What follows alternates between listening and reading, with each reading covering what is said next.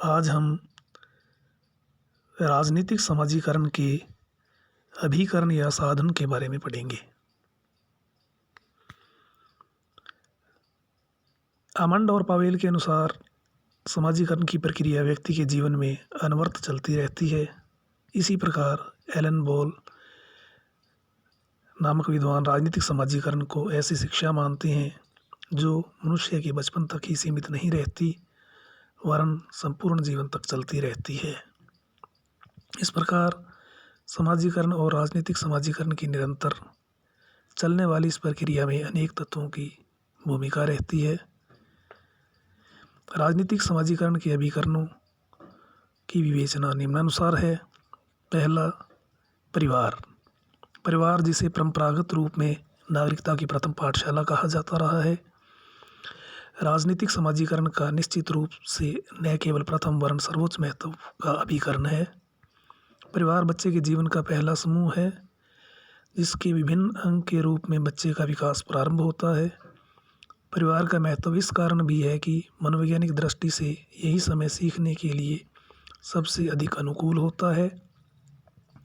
समाजीकरण और राजनीतिक समाजीकरण की प्रक्रिया परिवार में अप्रकट रूप में प्रारंभ होती है। बच्चा सर्वप्रथम माता पिता की सत्ता के संपर्क में आता है और यहीं से उसका सत्ता के प्रति दृष्टिकोण निर्धारित होता है।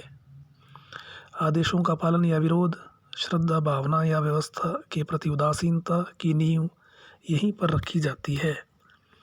परिवार में सामूहिक निर्णय की प्रक्रिया है अथवा परिवार का मुखिया केवल अकेला ही निर्णय लेता है और निर्णयों को लागू किस प्रकार किया जाता है आदि बातों का बच्चों के मानस पर दूरगामी प्रभाव पड़ता है।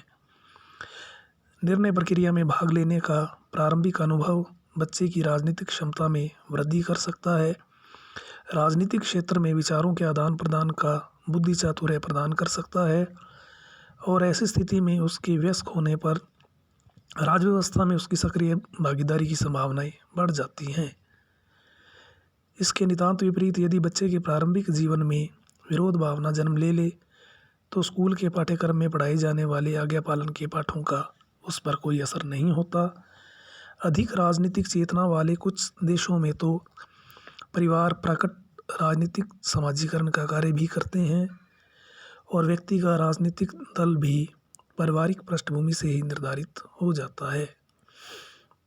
जैसा कि वियोकी नामक विचारों के शब्दों में अमेरिकी बच्चे बाल्यकाल से ही रिपब्लिकन या डेमोक्रेटिक पार्टी के साथ जुड़ जाते हैं। इसी प्रकार रॉबर्ट लेन नामक विद्वान 3 रीतियों का उल्लेख करते हैं जिनके माध्यम से एक बच्चा परिवार में ज्ञान प्राप्त करता है। पहला, प्रत्यक्ष और अप्रत्यक्ष सिद्धांतीकरण। दूसरा, बच्चे का एक विशेष सामाजिक स्थिति से संपर्क। तीसरा, बच्चे की मनोवृत्ति का उद्देश्यपूर्ण निर्माण। दूसरा साधन है स्कूल और अन्य शिक्षण संस्थाएं। स्कूल और अन्य शिक्षण संस्थाएं राजनीतिक समाजीकरण को निर्धारित करने वाला दूसरा महत्वपूर्ण अभिकरण है। परिवार से निकलकर बच्चा स्कूल में ही प्रवेश करता है और स्कूल तथा अन्य शिक्षण संस्थाएं प्रकट तथा अप्रकट दोनों ही रूपों में राजनीतिक समाजीकरण का कार्य करती है। यद्यपि इस स्थिति के कुछ अपवाद भी होते हैं, लेकिन सामान्य बात यह है कि औपचारिक रूप से शिक्षा प्राप्ति व्यक्ति राजनीतिक समाजीकरण की दिशा में अधिक प्रमुख, लेकिन अशिक्षित व्यक्ति कम प्रमुख भूमिका ही निभाता है। आमंड एवं वर्बा नामक विद्वान यह विश्वास करते हैं कि जितनी अधिक एक व्यक्ति की शिक्षा होगी उतना ही अधिक उसे राजनीतिक ज्ञान प्राप्त होगा और राजनीतिक एवं सरकारी प्रक्रिया को समझ पाएगा। राजनीति में वह सक्रिय होगा और उसमें राजनीतिक क्रियाओं को प्रभावित करने की क्षमता होगी। यही कारण है कि स्कूलों के पाठ्यक्रम पर विशेष ध्यान दिया जाता है। इतिहास और नागरिक शास्त्र आदि विषयों के पाठ्यक्रम के माध्यम से विद्यार्थियों में देश के प्रति निष्ठा और कानूनों के पालन की प्रवृत्ति उत्पन्न करने का प्रयत्न किया जाता है। इन संख्याओं द्वारा राष्ट्रीय प्रतीकों जैसे राष्ट्रीय ध्वज और राष्ट्रगान तथा संविधान के प्रति भी श्रद्धा भाव उत्पन्न करने का कार्य किया जाता है। स्कूल बच्चों को राजनीतिक खेल के अलिखित नियम सिखाने में भी महत्वपूर्ण भूमिका अदा कर सकते हैं। उच्च शिक्षा की संस्थाएं व्यक्ति को राजनीतिक संस्कृति के निर्माण में परोक्ष अनुभव प्रदान करके राजनीतिक समाजीकरण की दिशा में विशेष सहायता देती है। स्कूल और कॉलेजों में विद्यार्थियों के हमजोली समूह या मंडलियां भी राजनीतिक समाजीकरण की दिशा में प्रभावी होती हैं। तीसरा, स्वैच्छिक समूह। राजनीतिक समाजीकरण के प्रसंग में परिवार और स्कूलों के साथ ही साथ आर्थिक, सामाजिक, धार्मिक, सांस्कृतिक और मनोविनोद के क्षेत्र में से जुड़े औपचारिक और अनौपचारिक समूह महत्वपूर्ण भूमिका निभाते हैं। प्रारंभिक अवस्था में हमजोली या लंगोटिया समूह इस कार्य को संपन्न करते हैं। इस प्रकार के अनौपचारिक समूह मित्र मंडली के रूप में सर्वत्र विद्यमान होते हैं। परिवार और स्कूल से सीखी गई बातों पर इन समूहों में खुलकर चर्चा होती है। सर्वप्रथम इन समूहों में ही बालक अपने विचार बनाता और विचारों के आदान प्रदान की कला सीखता है। इन अनौपचारिक समूहों का स्थान आगे चलकर औपचारिक समूह ले लेते हैं। मजदूर संघ, कृषक संघ, सरकार कर्मचारियों के संघ और उद्योग मंडल, परंपरागत समाजों में जाति संघ और धार्मिक संगठन, मनोविनोद और सांस्कृतिक गतिविधियों से जुड़े हुए समूह अपने सदस्यों के राजनीतिक विचारों का निर्धारण करते हैं। सामूहिक सौदेबाजी की प्रक्रिया में भागीदारी या हड़ताल में भाग लेना नियोक्ता और कामगार दोनों के लिए ही समाजीकरण और के शक्तिशाली अनुभव सिद्ध हो सकते हैं। ये स्वैच्छिक समूह समान हितों पर आधारित होते हैं, सलाह मशविरा करने के सर्वोत्तम स्थल होते हैं और इस कारण राजनीतिक समाजीकरण में इनका विशेष हाथ होता है। इन स्वैच्छिक समूहों में यह विचार बनते हैं कि क्यों और किसको वोट देना है, शासन के कार्यों का विरोध करना या उन्हें समर्थन देना है। अनेक विकासशील देशों में तो व्यक्तियों की धार्मिक आस्थाओं से जुड़े धार्मिक समुदाय राजनीतिक समाजीकरण को निर्णयात्मक दिशा देने वाले अभिकरण बन गए हैं। ये धार्मिक समुदाय व्यक्तियों की भावनाओं के साथ खेलते हैं और कभी तो उन्हें सर्वशासक या अंध अनुसरणकर्ता और कभी समूची व्यवस्था के प्रति विद्रोही बना देते हैं। राजनीतिक समाजीकरण के प्रसंग में धार्मिक समुदायों की यह महती भूमिका कभी भी भयावह परिणामों को जन्म दे सकती है। चौथा, जनसंचार के साधन। समाचार पत्र, रेडियो और दूरदर्शन आदि जनसंचार के माध्यम लोकमत के निर्माण के महत्वपूर्ण साधन होने के नाते राजनीतिक समाजीकरण की प्रक्रिया में भी महत्वपूर्ण भूमिका निभाते हैं।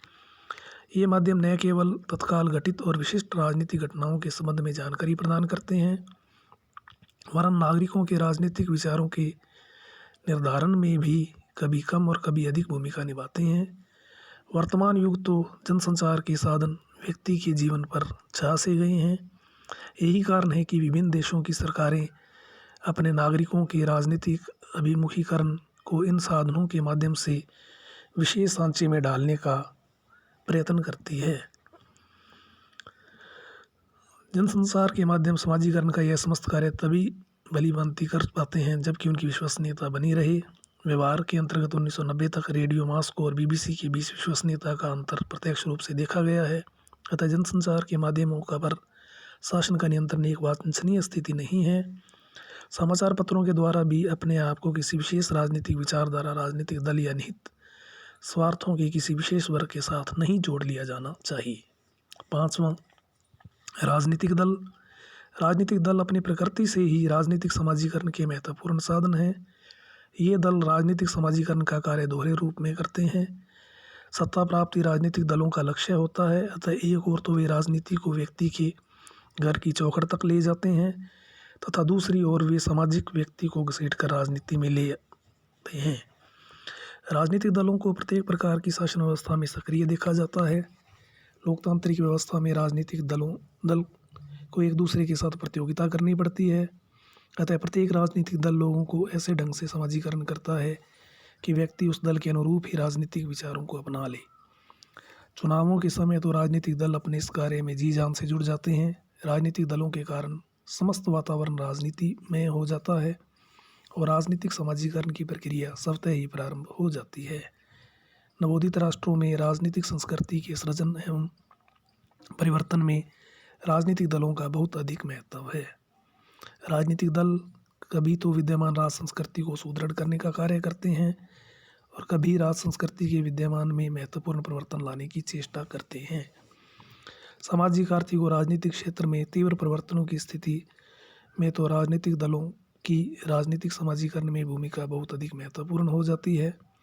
लोकतांत्रिक व्यवस्था में राजनीतिक दल यह कार्य तभी भली प्रकार कर पाते हैं जबकि वे सुसंगठित हो, उनका राजनीतिक एवं आर्थिक आधार हो और उनका नेतृत्व विशेष परिस्थितियों में दलीय हितों से ऊपर उठ सके।